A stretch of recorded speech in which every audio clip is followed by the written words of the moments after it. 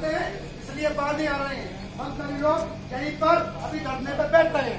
बैठिए सभी लोग, कब तक नहीं आते हैं? बैठ जाइए सभी लोग बैठ जाइए, सभी लोग बैठ जाइए अपने जगहों पे, बिल्कुल बैठ जाइए। यदि कोई एक ग्वालियर बंद होगा आगे वाले समय में, बैठ जाइए आप।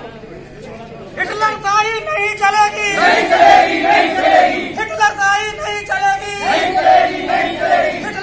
हम एक देश एक आवाज से यहाँ आज आयुक्त कार्यालय पर आए। यहाँ पर कुछ लोग ओबीसी महासभा के लोग जो बैठे हुए हैं, ये धरना दे रहे हैं। हम जानना चाहते हैं इनकी क्या मांग है, क्या डिमांड है। वरिष्ठ राष्ट्रीय अध्यक्ष ओबीसी महासभा का जैसा कि ज्ञात है कि ओबीसी जाति निर्णय चल रही है, लेकिन उसमें ओबीसी कॉलम लागू नहीं हुआ।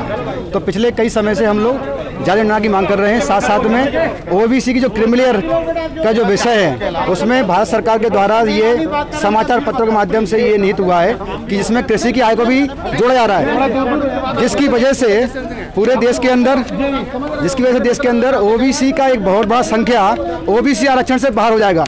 भारत सरकार उसकी लिमिट बढ़ा रही है 12 से 15 लाख, लेकिन एक दूसरे तर्ज पर उसमें कृषि की आय जोड़कर कई करोड़ों लोगों को ओबीसी जो आरक्षण है उस व्यवस्था से बाहर करना चाहती है। साथ साथ में हमारी ये मांग है कि मंडल कमीशन की जो अनुशंसाएं हैं उसको लागू करते हुए मध्य प्रदेश और देश भर के राज्य विधानसभा में और लोकसभा के अंदर ओबीसी की 65% जो सीटें हैं उसको आरक्षित करी जाए। साथ साथ में जो सभी व्यवस्थाओं का निजीकरण किया जा रहा है, आज निजीकरण के माध्यम से ओबीसी, SC, ST और अल्पसंख्यक जो आरक्षण है, जो प्रतिनिधित्व है, उसको खत्म करने की साजिश है।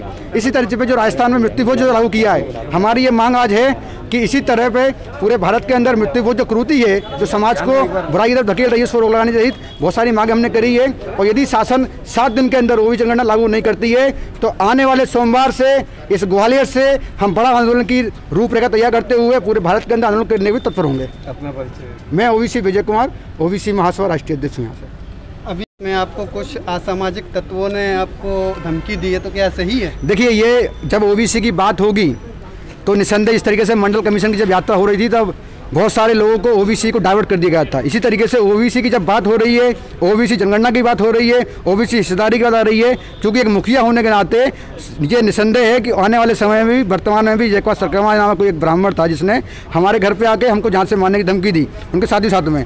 और ये कई बार फ़ोन पर भी हो चुका है।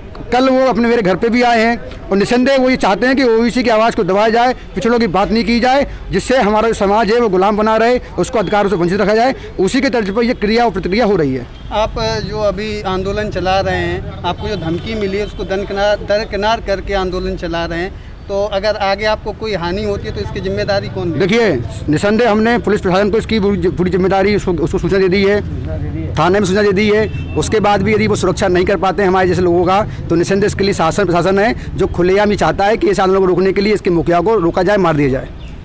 अभी जो आपने यहाँ ज्ञापन दिया है, चेतावनी पत्र दिया है, अगर ये डिमांड पूरी नहीं होती है तो इसके बाद आप क्या? देखिए, केवल शासन को हमने 7 दिन का टाइम दिया है। सोमवार के बाद से हम इसी ग्वालियर से एक बड़े आंदोलन की रूपरेखा तैयार करने वाले हैं, जो कि पूरे देश भर में होगी।